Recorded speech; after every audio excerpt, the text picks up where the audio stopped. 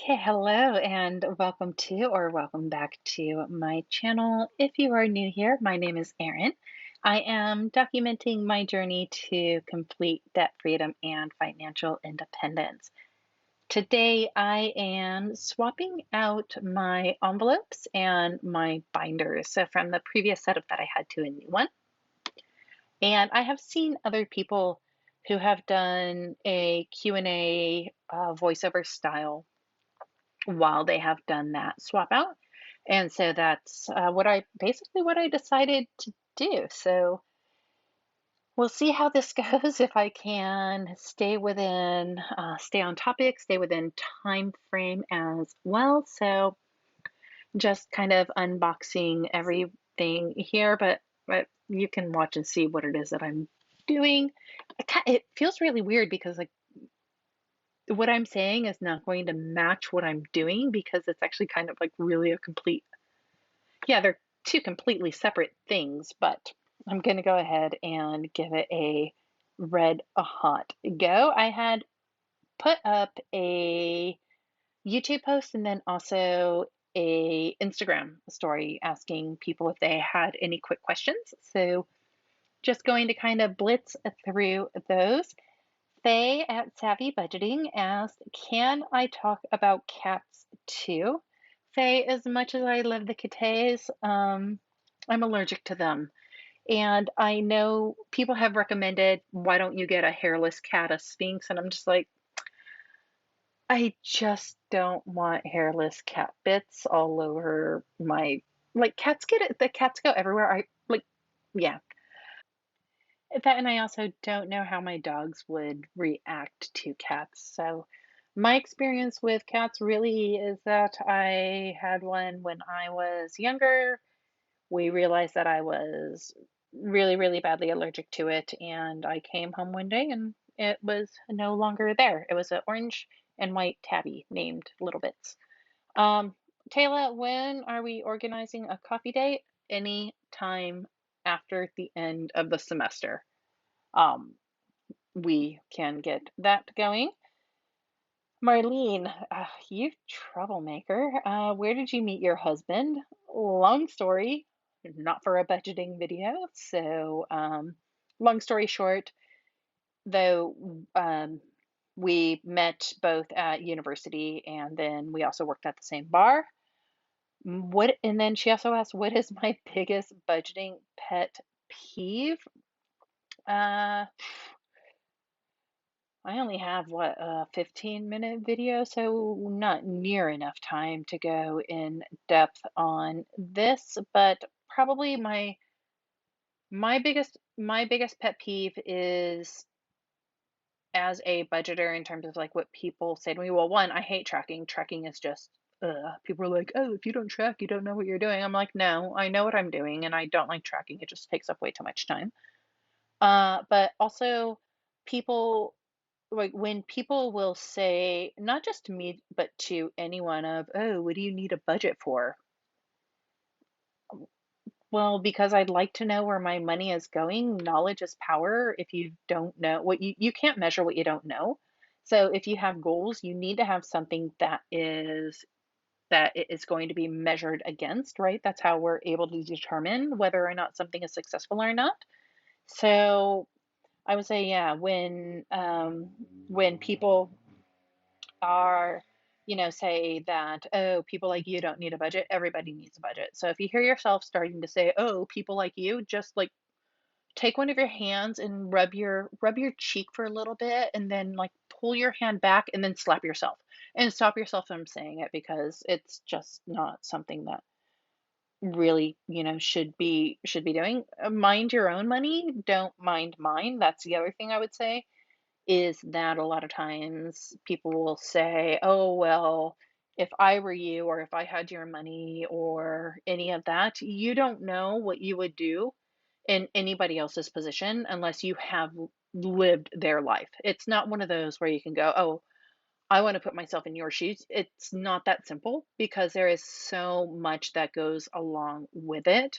You can't just say that I'm going to put your shoes on, I'm going to be you today, and I'm going to have access to all of your resources and I'm going to make different decisions because that's not that's really not realistic. You have to be able to understand everything that someone has in their past, in their experiences, and if you are truly, truly walking in somebody's shoes, then you have truly put yourself into their entire past and their experiences, and if you actually do that, the chances are you would make the same decisions that those people would as well.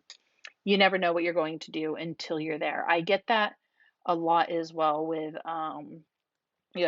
with being confronted about, m having a terminal illness, and they're like, "Oh, well, don't you think maybe you should spend more of your money since you're dying?" I'm like, "Well, yes and no, because I could die tomorrow. I could prove doctors wrong. I could go for another 20, 30 years. So everything really balances out for it. So that I guess, that would be my other pet peeve is people telling me what I should do with my money. I don't tell you what to do with your money other than invest. I will tell everybody, invest your money. I don't care if you're paying off debt or anything else. Invest. Just even if it's a small amount, but otherwise you do what's best. Nobody knows what is best for you in your situation, in your family than you. So that would that would probably be yeah, that would probably be those. Yeah, that if I were used, ugh, it's like with parenting. Oh, if I were you, yeah, well, you're not. So therefore, we all do things that we say we would never do. We all have those moments where we're like, oh, crap, I sound just like my mother, or just like my father, or just like who I said I would never sound like on that. We all have those moments. And that's perfectly okay. And just, don't expect other people not to do that. Um, otherwise, I could yeah. How much time do you have about my different pet peeves and bugaboos? I could go on for hours on that one. Jojo had asked if she could ask about my dogs, and of course you can ask about my dogs. Both of my dogs are rescues, and so we have the two. We have Torque. He is a Rottweiler. We got him at 8 weeks old, and he is now 3.5. Turbo is our foster fail. We were going to foster him, but look at those eyes. I mean, yeah, the eyes got me. So we got him when he was 12 weeks old, and he is a Mastiff Rottweiler cross, and he is now about 3 years old. So they're very close in age, which is fun sometimes. I call them yin and yang because one is black and tan, the other is tan and black. They have complete opposite personalities, but they are I joke around about them and like stupidity and being derps and such, but they really are the best boys. They have probably been one of the best things to have around personally for me while going through everything because I have to take care of them. I have to make sure that they go for walkies when I get to points of depression and such like that. They just they help me get through. Yeah, they help me get through a lot of days. When I'm having bad days, they're always right next to my side. So, yeah, they're my babies. They're my bestest boys. And so Caroline from Caro Cash asked about transitioning from US to Australian currency and changes in taxation on goods purchased and tipping and such, and if that was a difficult transition. It was strange at first. Like I love GST. So we have a goods and services tax here. It's a straight tax. It's applied to everything. There's no change. I can buy something in Brizzy or in Perth, or I could go to the Northern Territory. All of the prices are going to be, well, the prices might change, but I don't have to worry about doing a mental calculation of tax because all of that is built in. So I actually love having a goods and services tax as compared to a state tax that will vary from, well, basically from state to state or territory to territory. I do also like the polymer notes.